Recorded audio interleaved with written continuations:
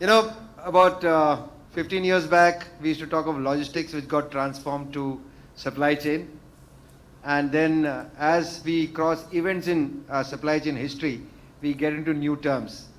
Risk management, which was the one of the words which used to be talked of a lot in institutes and at the level of companies. Now that has transformed into the resiliency. So it's risk management which leads to resiliency. So post the pandemic. So any company which actually stood up during the pandemic and came out bright on the other side actually provided the company some strategic advantage. Now any company which has been able to plan in advance, have stocks in advance, have people who are flexible in the mind, actually provided a resilient supply chain. So before I go to the panel, I got a very expert panel over here, and somebody was asking me when I was sitting in the audience over there, aren't there any women in supply chain or are there very few women? The last two panels will prove that there are plenty of women in supply chain. They are all moving to the leadership roles. A lot of ladies are moving to the leadership role. It's a wonderful, wonderful phenomenon. So before we go on to actually the discussion with the panel, I want to call out a few definitions just so that we are accurately and assessing what these definitions are, and the panel is going to address these specific aspects. Number one, the most basic one, what is a supply chain? Supply chain is a local, regional, national or global network used to deliver products from raw material to the end customer through an engineered flow of information and physical distribution. I love this definition when I talked of engineered flow of information. So we've been talking of IT, we've been talking of data, we've been talking of sharing. So it's all a flow of information, and it's the flow of information which actually makes decision making in supply chain. The next definition which I have is supply chain management. Very interesting definition. The design, planning, execution, controlling, monitoring of supply chain activities with the objective of creating net value, building competitive infrastructure by leveraging worldwide logistics, synchronizing supply with demand and measuring performance. A very solid, all-encompassing kind of a definition. And then I go to risk management. Implementing of strategies to manage everyday and exceptional risk. Please note, every day. We've been talking with the panel, every day in supply chain is a new day. Every day we face a new risk. And we wonder if, how can't we not think of all the risks? But yes, implementation of strategies to manage everyday and exceptional risks along the supply chain through continuous risk assessment with the objective of reducing your vulnerability and ensuring continuity. Another way to look at it is supply chain risk management as an intersection between good supply chain management performance and good risk management. All right. So with that as, okay, I haven't talked of resilience. When is a supply chain called resilient? When it has the capacity to overcome disruptions, continuously transform itself to meet changing needs and expectations of its customer shareholders and other stakeholders. Resilience is all about anticipating risk and proactively mitigating risk. So if this is what is resilience and this is what is risk management and this is what is supply chain all to do about, let's start with the reactive element of it and how do we proactively manage the risk. So I go to the first question Neha. Neha, I'll give the first question, Neha. How are you building your ability to withstand disruptions by using technology or like using big data or AI to shift to reactive, from reactive to predictive risk management? So thank you all for giving this opportunity to share our learnings here. As I'm introduced, I'm Neha Singh from Diageo, but behind me is an experience of Unilever, P&G and Tata Motors. So I consider all my alma maters as my universities, got to learn a lot. So as sir is saying, and I was hearing the last panel, yes, COVID was a big turning point when the word resilience really hit us in the recent times. And we were really forced to assess our supply chains. What are the weaker links? And I was in Unilever that time. I was in hair care category supply chain head. I could see my business going down, and I could see suddenly a small business like sanitizer was going off the charts. Every day we were finding a new vendor. The bottle was told, whatever shape you get, just get a bottle. So that was the situation for us. And it really forced us to assess that, how we were completely relying on past data, being very prescriptive. Like whoever works on demand planning, we know we'll work on last 3 years of data to do a linear regression and create a forecast. But it was all, it was not working out for any of us. And at the same time, we were all needed to move to predictive. So it was not that as a Unilever, we are always leading in different initiatives. We were already working on some machine learning projects, but it completely shook us. So we had to move to a predictive based ways of working. The idea is only to be very close to reality. The past data doesn't works for us now. We have to be as close to the real things happening right now. And in that, I feel 2 focus areas. One is forecasting. So lot of tools are coming and initiatives are happening in the area of forecasting, because the accurate is your forecast to the distributor level, customer level, DC level, better is rest of the parts of the supply chain can follow. And the second area we are focusing right now is logistics and distribution. Because where my container is there, how well can I load my containers, how accurate I can predict the time, how much time I'm giving to how fast is my clearance. Where we are actually extensively working on how technology can help us. So there are 2 more areas we are working, 2 focus areas I can say. So Neha, we are working the area of risk. So you spoke of the hand sanitizer as a category. Now, whenever we do predictive, it works on a set of data which actually helps you to predict. Now, in a situation like in pandemic, you had nothing to fall back on. I'm sure the hand sanitizer demand must have gone many, many times over any... 300%. So 300%, I'm sure that was not predictable. So to mitigate this kind of a risk, what is it that you do as a process, or what is the learnings that you have picked out of this kind of risk that has come up in your business? So as I was saying that, I'm just elaborating that example itself. So right now everybody is working towards how we can be closer to the real-time data, how best we can forecast. And plus then other things like supplier-based, logistical solutions. So like right now I'm exposed to a lot of tools, Kinaxis, Era, OMP, O9, whoever are from supply chain, we know these tools very well. All of them are working in the really same direction. Everybody is number one trying to make the user interface very helpful for us. So anybody can just play around with the scenarios. We play around with scenarios. What if I increase the production by 10%? What happens to my inventory? What if I cut the production by 10%? What happens to my service? So these all tools are, I don't find any tool is the perfect tool here. I have gone through POCs of most of them, trial, proof of concept of most of them. Everybody is roughly working in the same area. Era being my favorite from the user interface aspect, because they are very jazzy in terms of how they customize. So don't want to see blue screen and all, but yes, these tools are the leading right now, to help us. Thank you, Neha. You mentioned while you were speaking in your first response that you had to look for number of suppliers. That would mean diversifying and to suppliers all across the country, maybe internationally, to procure and say for a risk mitigation measure. Probably if you have a list of suppliers with you, maybe you can, the moment the demand goes up beyond your planned capacity, you could utilize this. So Pavan, would you like to take this on, or strategies that you employ to diversify or regionalize your supply chain? Good afternoon, everyone. My name is Pavan. It's good to be back in Mumbai. It's almost 35 years now.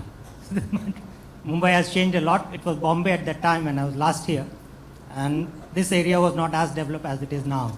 Right? So that's a change for me. Thanks to Charu and thanks to Sanjay for inviting me here. I started my career as a production engineer in a company called Hindustan Motors. Now you know how old I am. Right? At that time we were moving from Ambassador Mark IV to Contessa, and that was a terrible car. Right? And we scrapped that project. Then I moved to US, Ann Arbor, Michigan, at General Motors as a procurement, and moved into supply relationship management. I quit General Motors because Detroit was hollowing out. I moved to Las Vegas, hospitality sector, Mandalay Bay. I was in the procurement and supply chain in Mandalay Bay. and moved to Singapore, worked with a government agency, then moved to Singapore Technologies Logistics, which is the logistics arm of Singapore Armed Forces. We do defense as well as commercial logistics.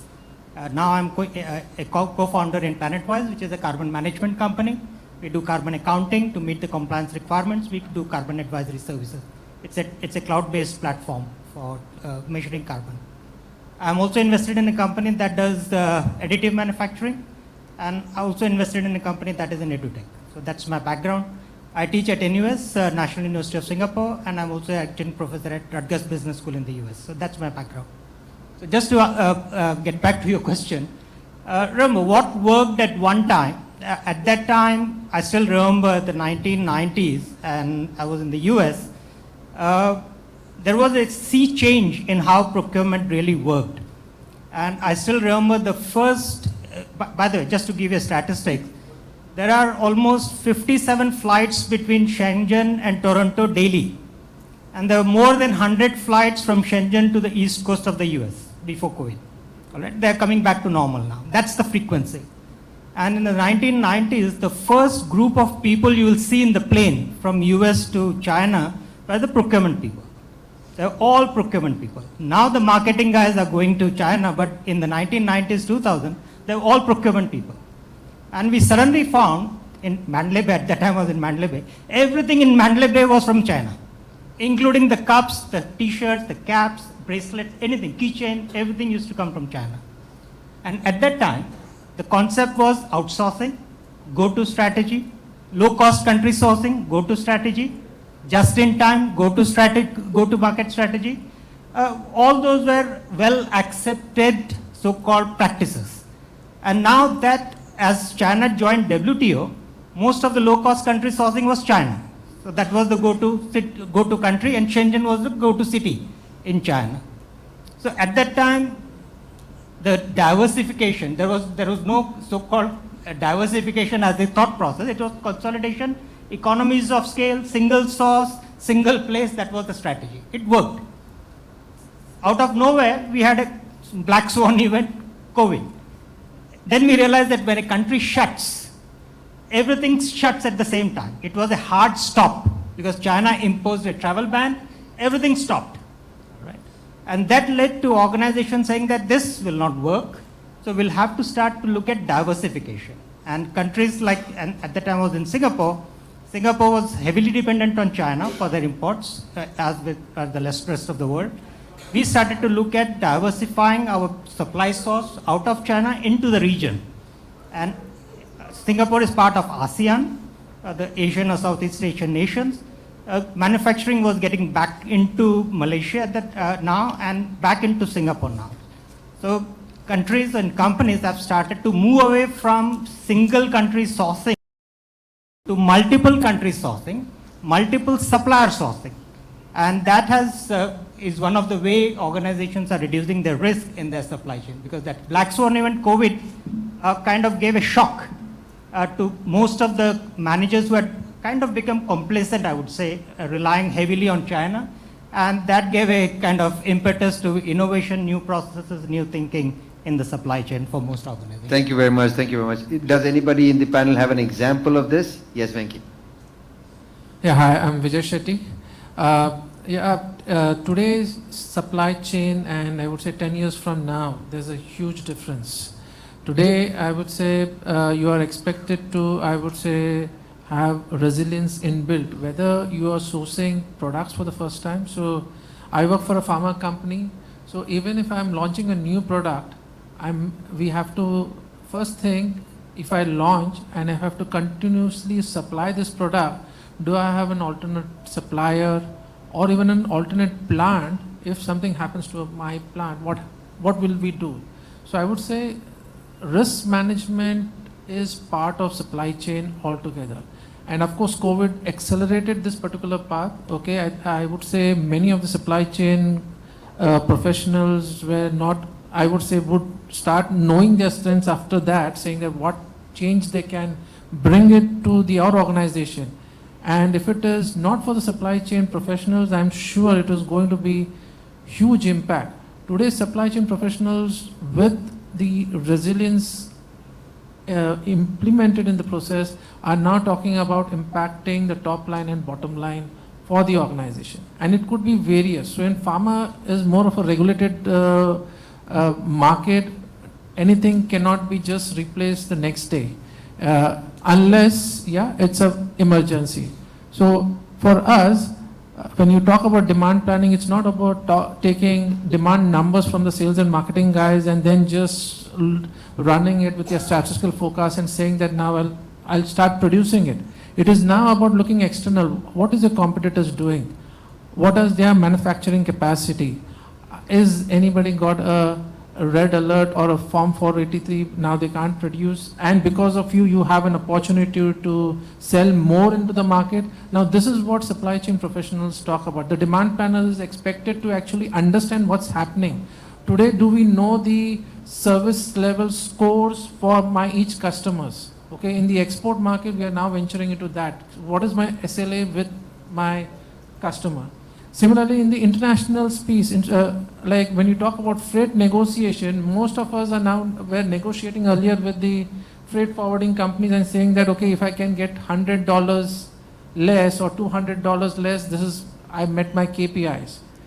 And with the disruption, whether it is Ukraine war, whether it is Red Sea issue, whether it is Singapore crisis, and now China trying to push more and more products into US because of they are expecting some regulations happening, you will see your cost of containers or shipments going high because there's scarcity, there's a mismatch between demand and supply. At Alkem, we are focused more on understanding what's happening there and then getting into a long-term contract with the shipping lines to make sure, irrespective of whatever is happening, at the end, am I reliably making sure that my products, whenever my customers are ordering, are they being made available at the customer's doorstep on time? I think those are some of the nitty-gritties is what the supply chain professionals are looking at. Okay? Thank you, Vijay. We got to thank the pandemic. Actually, supply chain as a team has got a very big facelift post-pandemic, because till then, the job which we were doing was not quite seen. But the way the supply chain team has reacted during pandemic is something terrific, and we all have to congratulate ourselves. It has been a fantastic job which the supply chain teams have done. Earlier the discussion used to be that will the supply chain team ever enter the boardroom, are you part of the boardroom, and etc. Now they can't remove us out of the boardroom because no decision can be taken without the supply chain guys. So that's a congrats to us. And Anshu, I'll just give you this question actually. So one of the elements which you've spoken of is the collaboration with suppliers and logistic providers to improve the risk management. Can you answer that along with this, what I'm asking you? So hi everyone, my name is Anshu Verma and I'm head and director of outsourcing with Jubilant Generics. So before coming to your question, I was just thinking about resilience, which Vijay was mentioning. And I still remember those days during pandemic time when everybody was sitting at home, and we all know how the environment of the country was. People were scared to, keeping a step out of their home, and we were afraid of newspapers and milk bags and everything. I mean, we all know. So I was with Jubilant, and we were the first company which had an out-licensing deal with the company called Gilead, and we were the first to launch Remdesivir in India. So that was a story of resilience which I always had, a personal. I would never forget in my life. I mean, well, when it was like a curfew in Mumbai, and I was the only one, and my mother and my wife, they were praying when I was going out of home that whether the situation, but we managed it within 3 months. We do not have our own injectable plants, so because I takes care of outsourcing, so within 15 days after signing the deal with Gilead, we signed the deal with few injectable partners in the country.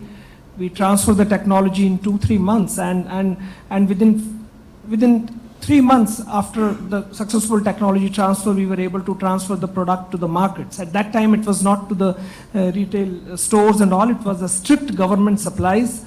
and that's how the supply chain. Yes, supply chain. And the team. Yeah, supply interacts. chain people are also Yeah, COVID so warriors. It was a different story how we interacted with our CNFs and with distributors and with government agencies and all. So. Yes, Anshu, yes, because the nurses, doctors and supply chain were COVID warriors. So, Manika, I will expect a little bit more on this particular aspect. Yeah, logistics, it's very close to my heart. I've spent the last few years in logistics. I head supply chain at Dow Chemical, been there for 14 years now, and very, very passionate about safety. So when we talk about risk and logistics service providers, how do we manage the risk on the road? I want to take that as an example. And in the previous panel, I think there was a question around the business partner mindset versus the buyer mindset with your vendors, right? Now, when we talk about logistics in the chemical sector, we can invest in the best packaging, we can invest in the best securement possible when we are transporting chemicals from one point to the other in the country. But at the end of the day, we are still dependent on that driver who is taking our, especially has cargo from one point to the other, right? While we have done better with our infrastructure in the country over the last few years, we are still dealing with an infrastructure that leads to 1.5 lakh deaths on the road every year. So how do we ensure that we are managing our risk on the road? The number one answer to that is we cannot do it alone. So collaboration with service providers in this aspect is, it's a business need. I don't think it's a strategy or something good to do, something that you can wear as a badge of honor. I think it's a business need. You cannot survive as a standalone organization fighting that risk. So number one, definitely change in mindset in the organization. And I'll give a funny but not so funny example. Until a few years ago, when we did RCI on incidents, I remember we had a very nice document around, this is the KPI of our vendor. If they cross 5 incidents, then we fire them or we find a new vendor. And I'm saying it's funny but not funny. We realized, in cases when we were doing that, we were ending up giving the contract to a vendor who was going back and subcontracting with that same truck service provider. So you are not really addressing the problem. It was more of a superficial tick mark around, okay, we have addressed the problem. And I think at least in this space, it's very important that we change that mindset and go from, okay, why did this incident happen to, let's get into a room together, collaborate and see how do we deal with the situation. So hand-holding and development of vendors is number one over there. So looking at the problem together rather than putting entire accountability on them, because there is a real issue on the road. Sometimes a truck may be standing and another truck comes and hits that truck, right? And we still have an issue. Second, of course, strong contracts with balance of consequences built in. So to ensure we are driving the right behaviors. Third, power of technology. I think we spoke about that a little bit as well in the previous panels. Investing in technology and for at least the chemical industry, we have tried to do this at an industry level.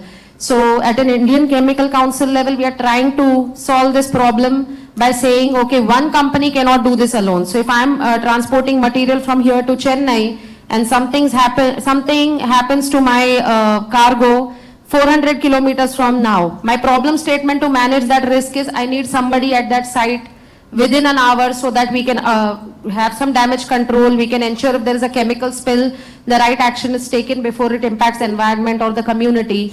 And what we do in the chemical industry is we are attempting to create an L1, level 1 emergency, level 3 emergency response process where if not somebody from Dow, somebody else from the Indian Chemical Council circle is ensuring that a team is sent at that site within 90 minutes of that incident so that collaboratively we can still take care of that incident. So collaboration with service providers is key, but collaboration at an industry level is also key. And this is not about competition, it's about Thank you, Manika. tackling it together. You talked of technology, so let me take it to Venkat. So can you describe some digital collaboration you have done with suppliers, logistics service providers to improve risk management and resilience? Thank you, Mr. Vijay. Hi everyone, I'm Venkat. I head the value advisory for spend management and SAP. Been with SAP for the last 6 years, and prior to this, been on the procurement and supply chain space for quite some time. Had the experience of working with likes of GSK, HP, Unilever, Rio Tinto, across various industries, right?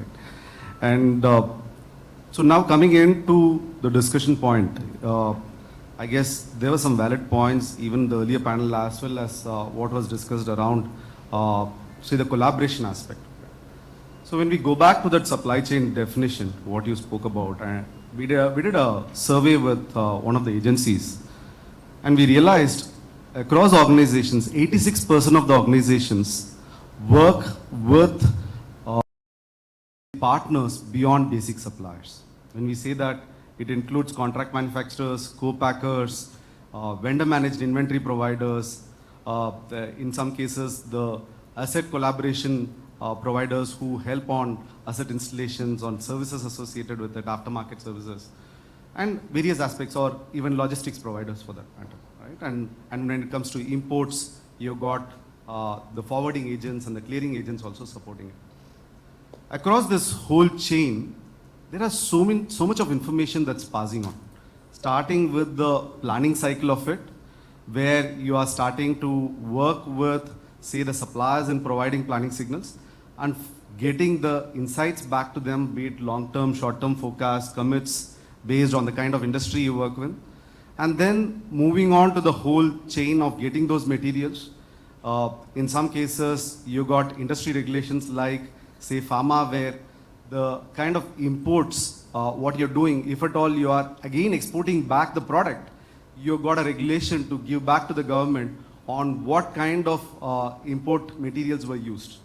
And similarly, the whole ESG constraint which is coming. Right now we've got a lot of regulations around ESG. So which means, be it the suppliers and various parties you're working with, you have to start looking at what kind of certifications and how they are doing. If there is carbon emission, what kind of information are they taking care? So there's a sea of information and collaboration happening across parties, right? So from that perspective, where we see technology play the part is, one is just passing of the information, the basic information between the internal parties inside the organization as well as the partners. The second one is also capturing insights. Say, for example, if it's a consumer product industry, one of my customers whom I'm working with, their bigger problem statement is they've got more than 50 co-packers they work with. And whatever are the raw materials that are sent by, say, by them, they have to be on the first in, first out basis utilized. If not, you've got expiry dates, and if at all think of it, if there are expired products coming out, then by the time they hit the market, it is like 3 to 6 weeks before the product comes to shelf, and then you got a product shelf life of 9 months. So all these are back calculated when they are doing their calculations, right? So they need to know exactly which batch of materials were used. If they have to discard, saying that certain materials, they can't be just like that going and discarding. Right? Similarly, so the vendor managed inventory question that came up, there's one mining customer who has completely outsourced their whole MRO and consumables to a vendor managed inventory provider. In addition to that, they've got, say, people in their shop floor inside the factory who are contract workers, who come with various health and safety certifications to how they have to manage themselves inside the plant when they are picking up some of these materials, right? So how do you see that the vendor managed inventory provider is giving the materials, and then when it is getting transported, if there are certain aspects around the conditions, be it temperature conditions or how they are moved around, are taken care by the contract manufacturer, and the amount of inventory used, because based on that you're going to make the payments on a weekly or monthly basis. So you've got so much of data and signals that are moving around, right? So this is the basic area where technology starts to play a major role to help in the collaboration. The second part of it is, we speak about COVID, but we also spoke about various instances of what's happening globally. What does that also mean? Same product which, say, a chemical which a pharma customer may be buying may be bought by 10 other companies. And during different points, based on their capacity and requirements, the companies may be ready to pay certain price points, which may be higher than what's there in the market, right? So you need to get trends around saying, are your suppliers actually providing you quotations at different times in different manners? If so, going into their financial statements to see who are the key providers with whom they are working in the market, right? So that you start to take your risk strategies in terms of whether you're going to go with alternative providers or have your backup providers with certain percentage of them spread across and so on and so forth. So that whole intelligence around what is the kind of trend that's happening during different period is the second piece of information where technology is helping today. The last one, combining these two with external influence information, right? More than just war, say if there is scarcity of rainfall in a particular region, that the amount of product it has impact, if you start to look at just one example, it can have an impact on sugarcane growth, which has an impact on sugar production, which has an impact on molasses. Then the kind of, say the chemicals coming out of it, right? So how do you take care and understand these risks in advance across countries from whom you are importing? Like when Ukraine war happened, we saw all the wheat prices shooting up all of a sudden, right? So how do you get these signals and compare it with what is it that's there in your books, be it the suppliers, the supplies, and make intelligence out of it. So that's where the whole artificial intelligence as well as machine learning of going through various websites, collecting these information, be it from subscriptions, combining it with internal data to provide it. Right? Venkat, So very impressive. I think this is the really exploiting of technology and really predictive management of what you're saying. I'm sure you must be having some KPIs and some levers with which you can measure this, which actually go to the customers. Can you explain on that? Sure.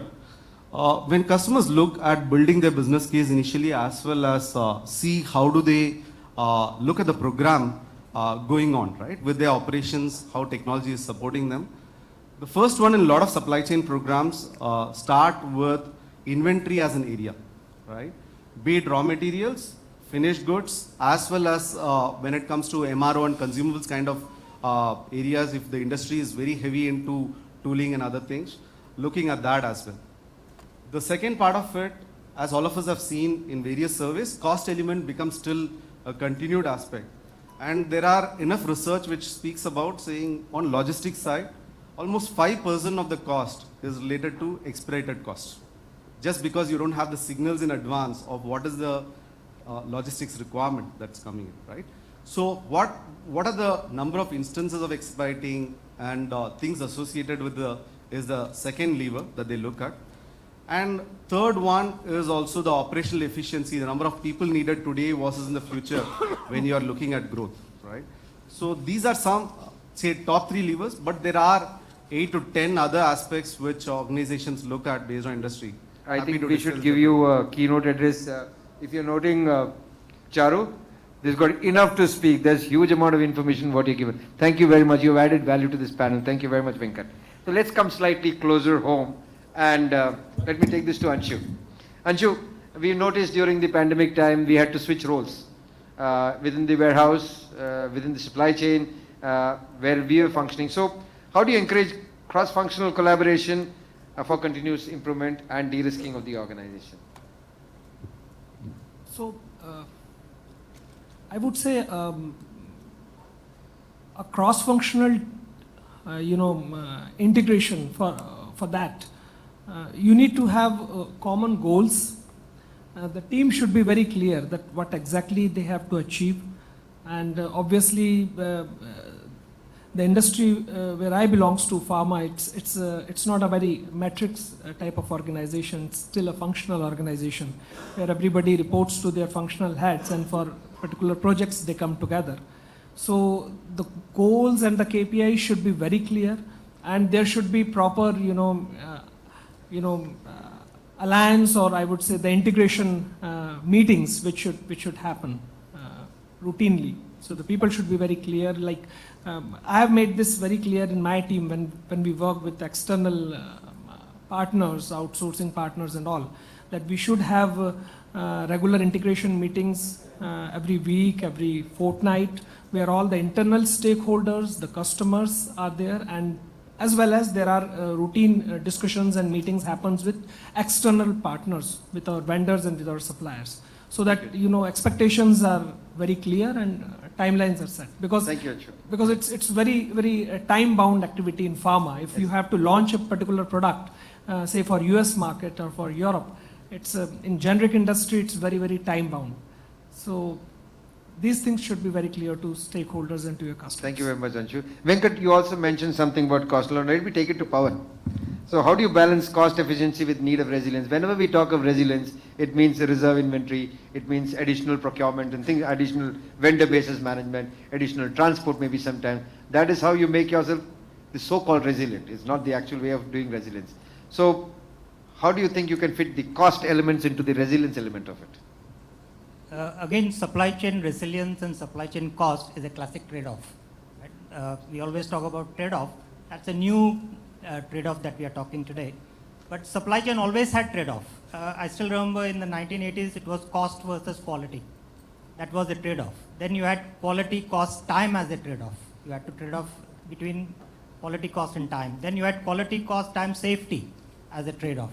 Now we talk about supply chain resilience and supply chain cost. But I think it's not really a trade-off, but if with the right process, right innovation, right skill, and right technology, we are able to balance whatever trade-off that appears as trade-off, balance it into creating a return on investment for the company. So for example, if you're trying to balance cost and resilience, now what will be the drivers of cost? You want to reduce cost in total cost of ownership, you want to simplify processes, you want to get information, you want to reduce inventory. In terms of the resilience, you want to make sure that your supply chain is able to meet the requirements of organizations' supply sources. It's able to absorb the shock that external environment will provide to the organization, and it's able to also balance between keeping inventory or not keeping inventory. Now, what will help us to balance all these contradictory elements is, in my opinion, technology. And let me give you some example that I'm familiar with, and we have used it in the past. One game changer, in my opinion, is 3D printing. All right. We talk about logistics, we talk about global supply chains. Moving forward, the disruption in logistics will come from what is the technology 3D printing. Right? You can print when you need the item, so you don't need to make items in advance to deliver to your suppliers or deliver to your customer. Like I said, I'm invested in a company, a startup, and one of the examples or use cases, without revealing much, let's talk about, let's say, a white good manufacturer. For example, whatever, Whirlpool or Samsung or whatever number. These are not the real company. I'm just giving you a number. I can't talk about the real company, but an example. One of the requirements for white goods manufacturer or any manufacturer is spare parts, because they have a warranty. Right? Typical warranty of 2 years, 3 years, and extended warranty of 5 years. Now, I have to keep across all the models of white goods that I'm making in all the countries that I'm serving, and that spare part will only last as long as the model is under use. Now, tomorrow if the model is removed and I have inventory, I end up with an inventory that is obsolete. It's not needed. Now, if I can digitize my inventory, and if I need a spare part, let's say I'm a service engineer in Cebu, Philippines, I go to a home and there they need some part for a washing machine. I just have to print that part and pick it up from a nearest printing, so-called print shop, and fix the spare part into the white goods. So the traditional global logistics transportation that we are seeing today, in my opinion, will be a thing of the past. And that's the additive manufacturing or 3D printing. There are a lot of examples. AI is another game changer that will increase the resilience of most of the companies. We are invested in AI platform in Planetwise. It's called Green Mirror. AI, in my opinion, will resolve most of the problems that take a normal person, maybe in terms of analytics or deep, whatever analytics they're doing. It takes them maybe 3 to 5 days in less than 10 seconds. That's the power of AI even today. Moving forward, that will be many-fold. So AI, big data analysis, 3D printing, Internet of Things will actually create the resilience and balance it with the cost. That's right. It will result in return on investment for the organization, not just the cost. Thank you, Pavan. So what you're trying to say is that we have to adopt technology in toto and find solutions from within technology which can actually lower the cost as against putting a line in the AOP saying so much cost for risk mitigation, which is not usually acceptable in any of our business plans.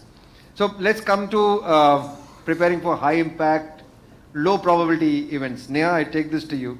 So do you have any comprehensive crisis management framework in your company for managing high impact, low probability events?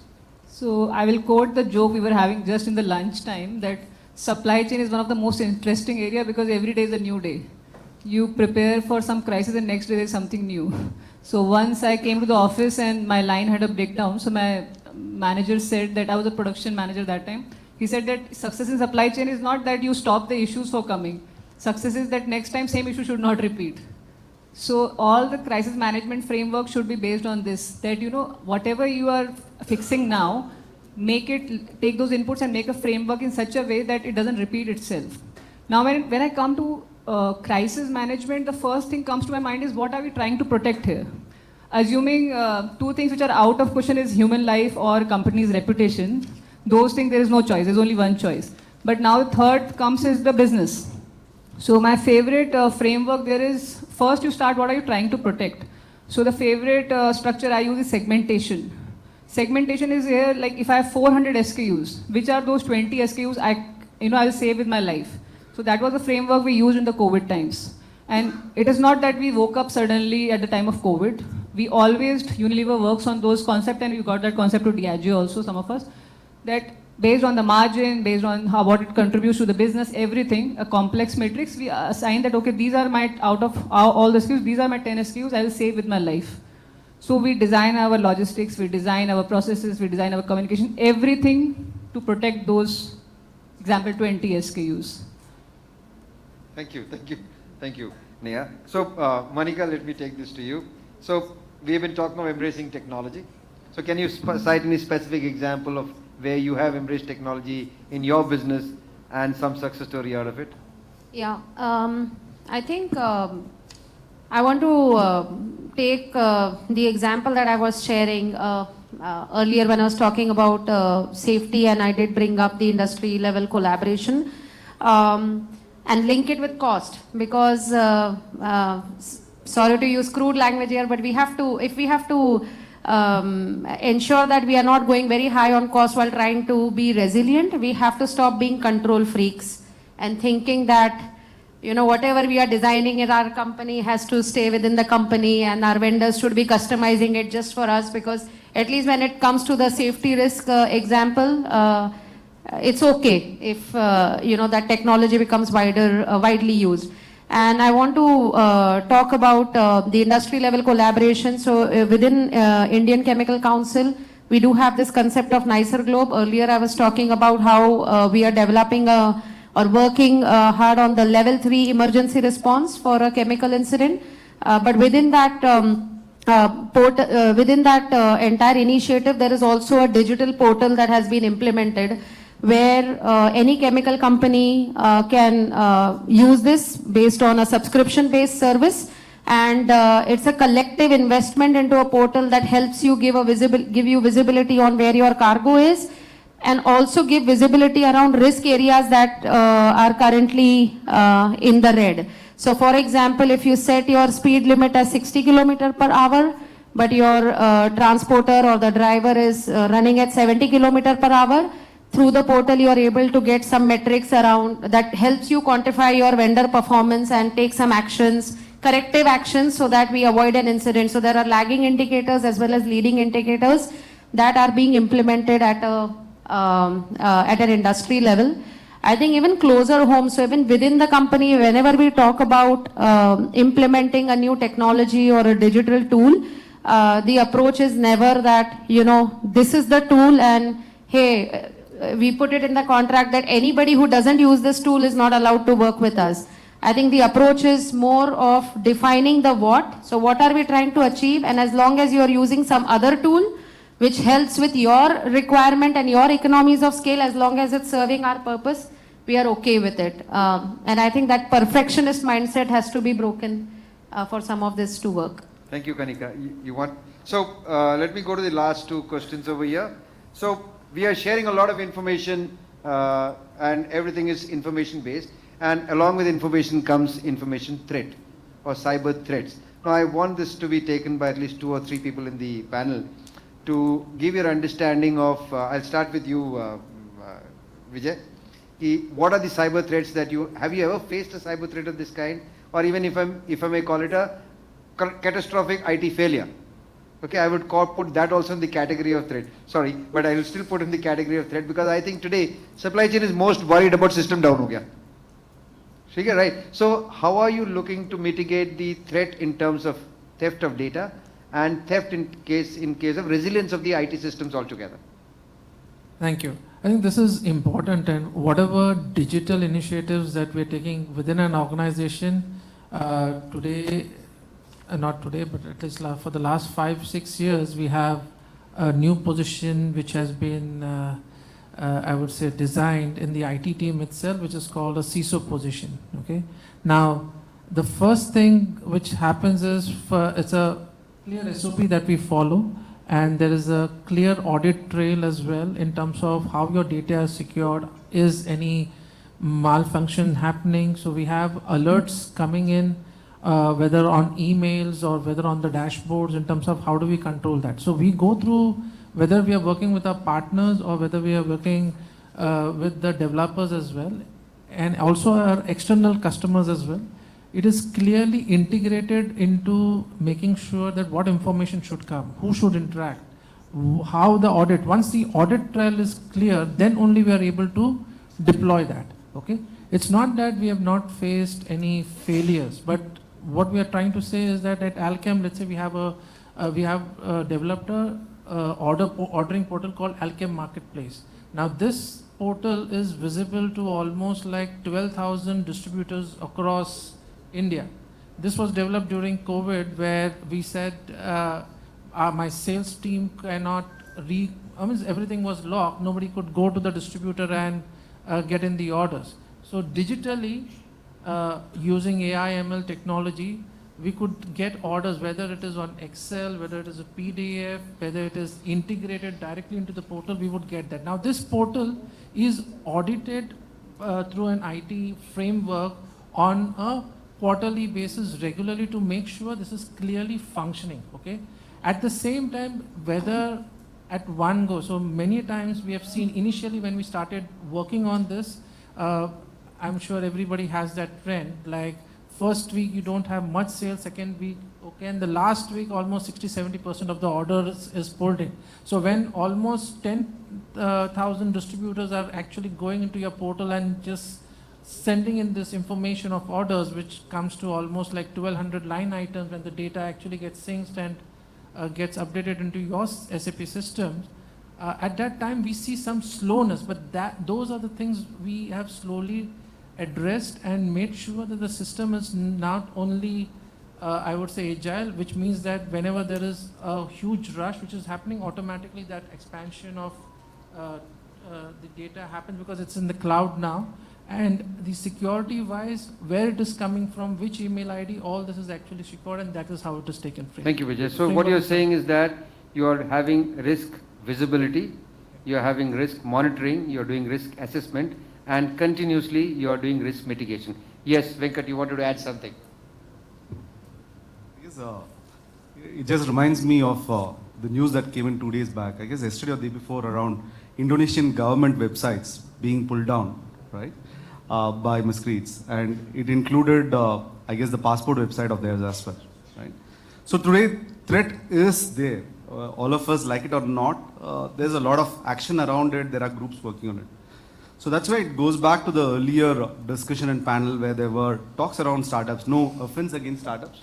End of the day, when you are looking at any kind of solution, it is important that you start to see what are you exposing?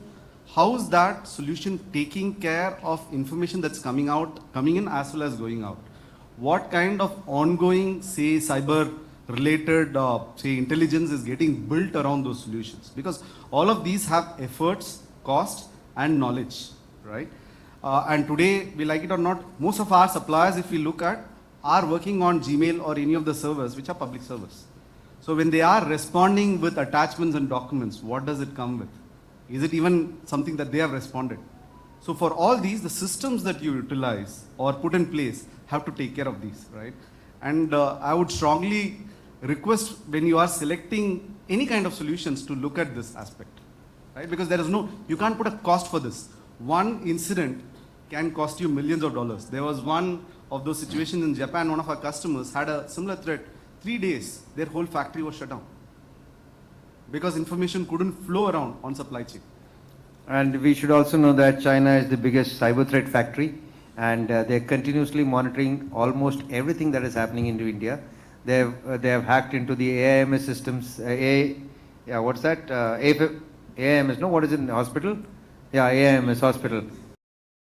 AIMS hospital, yeah, AIMS. So AIMS hospital, they hacked into the patient's data. They have hacked into a number of other places, including some military pension sites.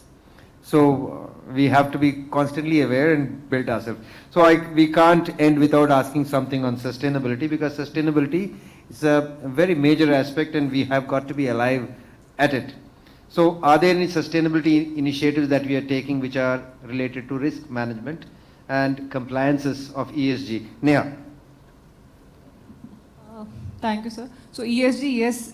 So I will not only talk about sustainability. Now the term is ESG, which we use, environment, social and governance, all together. And yes, for all of us, it is hand in hand now.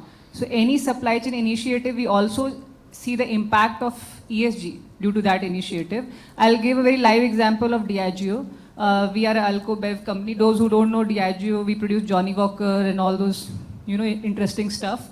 Because of that, we are very much dependent on water supply. So one of the key targets 2030, Society 2030 for Diageo is reduce the water utilization by 40%, which is a very challenging target for a company like Diageo. 40% in the water stressed area and at least 30% globally. So there's a heavy amount of work going on, a lot of awards. The Alvar distillery has got recently awarded for all the water replenishment things. And in fact, the bigger target is by 2026, we have to replenish more water than we use. That is the target. So I am like really respecting, what the work they are doing. And elaborating that with, I'm also handling on top of supply planning, the ESG transformation for Diageo. My new kind of work and interesting area to learn. What we are working in, what I've found out, when it comes to technology, resilience and ESG together, all the technologies are in a very nascent stage right now, and the focus is more than any transformation technology, the focus is how to get the right data. Because first, you can only improve something when you report or when you get the data. So all the companies or modules which are coming right now are focusing how to get all the parameter data very easily. Right now, some data is input manually, some is in SAP, some is somewhere, and then some person is collating all that and making all those reports. How to make this whole process very streamlined is one of the challenges, plastic tax, and at the same time, you have to meet all these global regulations like Paris 2026 and all those things. So that is the main focus. A lot of new modules are coming from SAP and all the, SAP mostly, which I'm seeing these days. So a lot of new modules are coming in ESG area. So, and one very interesting example I want to share, I can't take the name of the company, but that is the biggest FMCG in the world by volume and value, so you can find out in Google. But when I was seeing one example, I was witnessing the factory of IBM. What they're trying to develop is that for all your supplier choice, how we choose supplier is how much the cost, etc. They're also putting a parameter of carbon emission. So from satellite imagery of AI, ML, combining all those data, if your supplier is producing higher carbon emission, then you don't use that supplier, you choose the other one. So that technology really impressed me. They show me the live satellite imagery that how the crop production of that supplier is producing high carbon emission. So they will go with the other supplier. So that kind of technology is also coming now in ESG space. Thank you very much, Neha. Actually, especially for the youngsters who are sitting over here, we talk a lot about ESG, we talk a lot about sustainability, but it's very less of it is really being done on ground. And it's high time we started doing this for our children, our grandchildren, even for ourselves. So recording is one of the most important events of ESG monitoring. To have an accurate record of what is really happening, what is being consumed, how much of energy is being consumed, how much of energy is being wasted, what is the effluents we take out. These are some data which we have to learn how to collate, compile, and use satellite technology like Neha is saying. We all are available outside. We have got Venkat, you already heard him. We have got Anshu from manufacturing. We've got Neha. We got academics in our section. We got pharmaceuticals. We got chemicals. I myself am a consultant on risk management and operations management. We are all available. You can ask us anything we want. This panel started off with a few key takeaways. I think we have achieved most of it. We talked of shift from reactive to predictive risk management. We talked of diversity and regionalization of supply chains. We talked of fostering strategic partnership and ecosystem collaboration. We talked of balancing cost efficiency and resilience, cultivating a culture of innovation and continuous improvement, preparing for high impact and low probability events, embracing technology which Manika spoke on, integrating cyber security, we all spoke on, aligning of sustainability and resilience, and most of all, adopting technology. Thank you very much. Thank you to this wonderful panel. It has been a very nice discussion over here. Thank you for the lovely audience to have listened attentively. Thank you to Celerity. Thank you for the organizers. Thank you very much.